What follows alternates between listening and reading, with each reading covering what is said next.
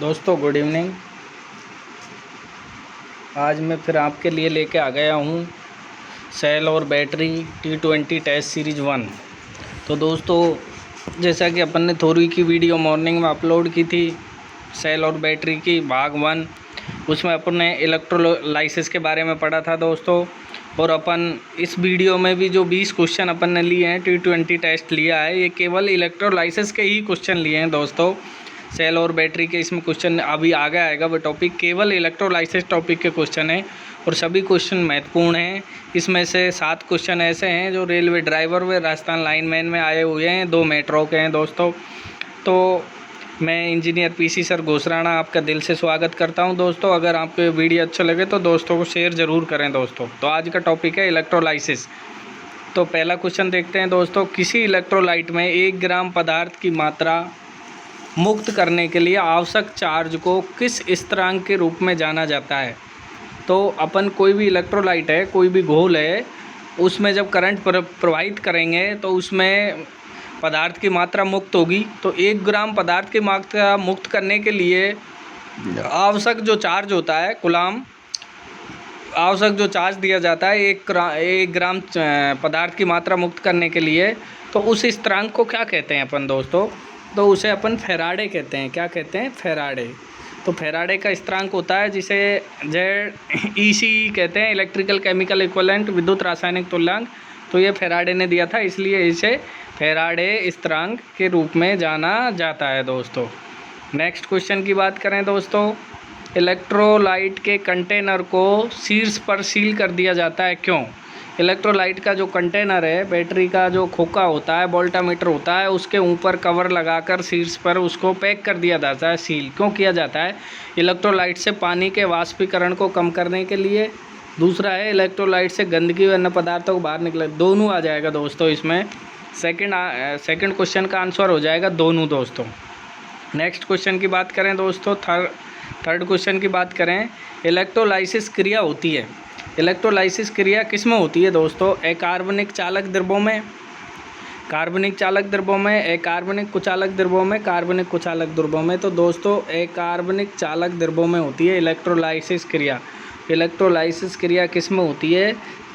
उन चालक द्रव्यों में होती है, चालक घोल जिनमें करंट आसानी से प्रवाहित हो जाता है। और ये जो घोल हैं ये किस प्रकृति के होते हैं? अकार्बनिक होते हैं दोस्तों। कैसे होते हैं? अकार्बनिक। तो इसमें ए आ जाएगा। अकार्बनिक चालक द्रव्यों में इलेक्ट्रोलाइसिस की क्रिया होती है।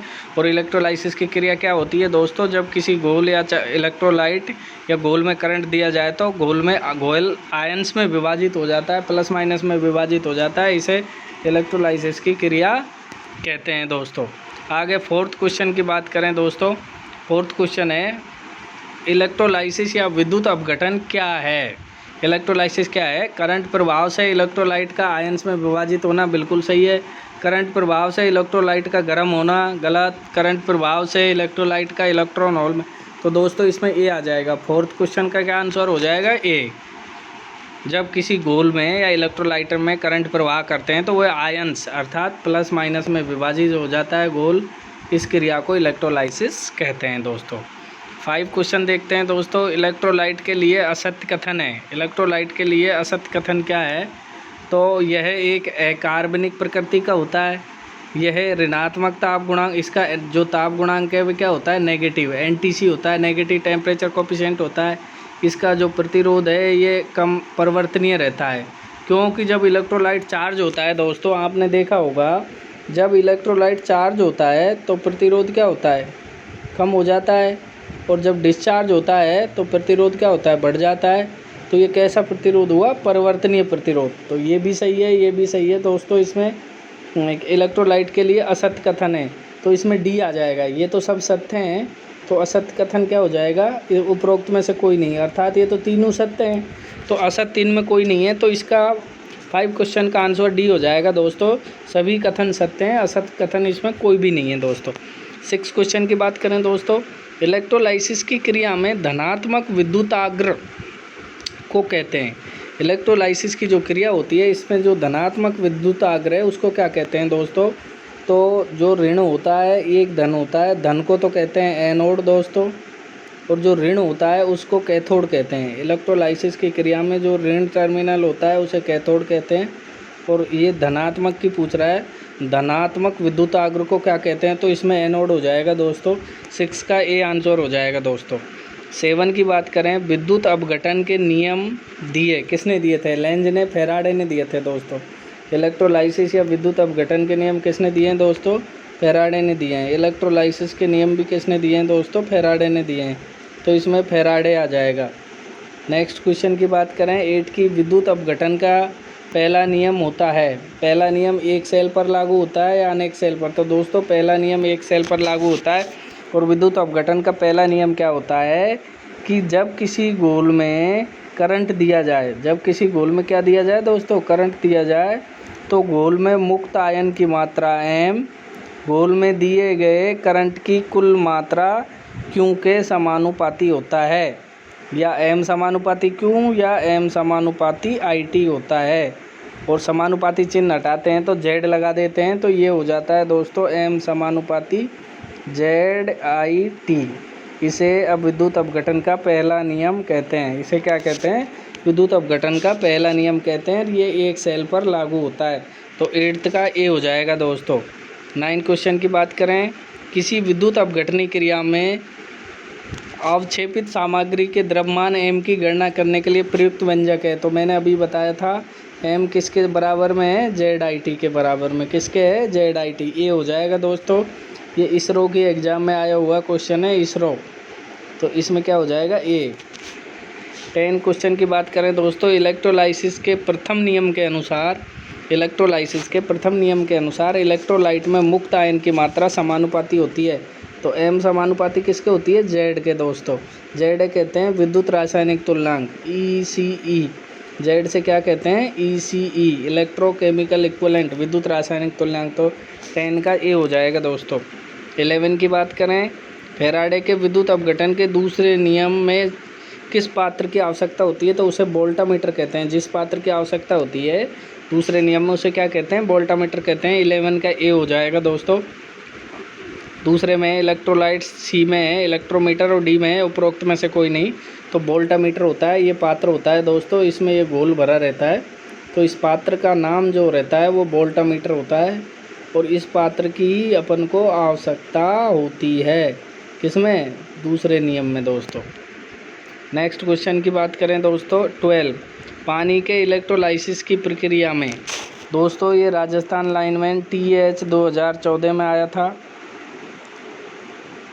पानी के इलेक्ट्रोलाइसिस की प्रक्रिया में क्या होता है? कैथोड पर ऑक्सीजन कलेक्ट होता है, एनोड पर, मतलब कैथोड पर ऑक्सीजन कलेक्ट मानी एकत्रित हो जाता है, एनोड पर हाइड्रोजन एकत्रित हो जाती है, या एनोड पर ऑक्सीजन एकत्रित हो जाती है, या कैथोड पर दोनों गैसें कलेक्ट होती हैं। तो दोस्तों इलेक्ट्रोलाइसिस की क्रिया में एनोड पर ऑक्सीजन गैस बुलबुलों के रूप में जम जाती है। तो इसमें क्या हो जाएगा? 12 में सी हो जाएगा दोस्तों। 13 की बात करें तो इलेक्ट्रोलाइसिस का उपयोग किया जाता है।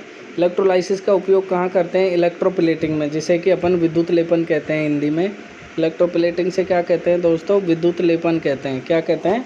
विद्युत लेपन। तो एक तो अपन विद्युत लेपन में इस क्रिया का प्रयोग कर लेते हैं, किसका?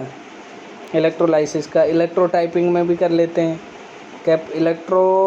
इलेक्ट्रोलाइटिक कैपेसिटर में भी, जो कैपेसिटर होता है जिसमें अपन दोनों चालक प्लेटों के बीच में जो कुचालक भरते हैं तो वो गोल भर देंगे, इलेक्ट्रोलाइट भर देते हैं, तो उस कैपेसिटर का नाम हो जाता है इलेक्ट्रोलाइटिक कैपेसिटर।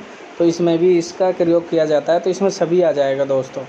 13 में क्या आ जाएगा? डी आ जाएगा दोस्तों। 14 की बात करें, विद्युत लेपन इलेक्ट्रोप्लेटिंग की क्रिया में आवश्यक सप्लाई है, तो DC। विद्युत लेपन जो करते हैं इसके लिए DC सप्लाई की आवश्यकता होती है दोस्तों।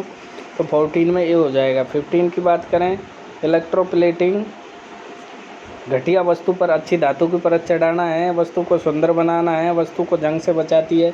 तो इसमें सभी आ जाएगा। इलेक्ट्रोप्लेटिंग से ये सभी फ़ायदे हैं दोस्तों। इलेक्ट्रोप्लेटिंग होता है एक ख़राब वस्तु पर अच्छी धातु की परत चढ़ाना, इलेक्ट्रोप्लेटिंग कहलाती है, विद्युत लेपन कहलाती है। और यह क्रिया वस्तु को सुंदर भी बनाती है, जंग से बचाती है, और वस्तु पर अच्छी धातु की परत भी इस क्रिया के दौरान चढ़ाई जाती है। तो ये सभी इसमें सही हो जाएगा। 15 का डी हो जाएगा। 16 की बात करें दोस्तों, तो इलेक्ट्रोप्लेटिंग से पहले क्या आवश्यक है? जैसे इस वस्तु पर कोई पे मुझे झाड़ फेरना है, तो इलेक्ट्रोप्लेटिंग से पहले क्या करेंगे, एसिड स्नान। क्या करेंगे दोस्तों, एसिड स्नान आ जाए तो एसिड स्नान, या एसिड स्नान का मतलब क्या है, सफाई करेंगे। एसिड से क्या करते हैं, सफाई। तो इलेक्ट्रोप्लेटिंग करने से पहले वस्तु की सफाई करेंगे, तभी तो परत चढ़ाएंगे, या मिट्टी की पे ही परत चढ़ा देंगे दोस्तों। तो इलेक्ट्रोप्लेटिंग से पहले आवश्यक होता है एसिड स्नान, जिसे कि अपन सफाई के पर्पज़ से कराते हैं, या सफाई ज़रूरी होती है।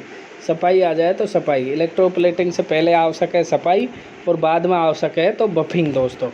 तो 16 में ए आ जाएगा दोस्तों। 17 की बात करें, 17 की, इलेक्ट्रोप्लेटिंग में प्रयुक्त बफिंग मशीन की गति रहती है।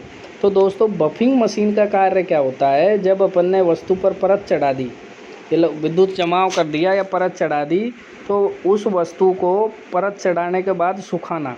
बफिंग का कार्य क्या है, वस्तु को सुखाना। जिस पे विद्युत लेपन कर दिया उस वस्तु को सुखाना। तो सूखेगी कब, जब उसको उच्च स्पीड की मशीन से कम प्रेशर की हवा दी जाएगी। तो उस मशीन की गति क्या होगी, उस मशीन की गति उच्च होनी चाहिए, जिससे सुखा रहे हैं, जब ही तो हवा आएगी तेज़। तो इलेक्ट्रोप्लेटिंग में प्रयुक्त बफिंग मशीन की गति उच्च होती है। ये DMRC में आया है दोस्तों। 18 की बात करें, इलेक्ट्रोप्लेटिंग जिस वस्तु पर की जाती है वह लगाई जाती है। अपन को जिस वस्तु पर परत चढ़ानी है वो कहाँ लगाते हैं, माइनस मतलब कैथोड पर या एनोड पर। तो जिस वस्तु पर परत चढ़ानी है, इससे करंट प्रवेश करता है, तो उच्च लो वोल्टेज का उच्च करंट देते हैं, तो वस्तु को कहाँ लगाएंगे, एनोड पर।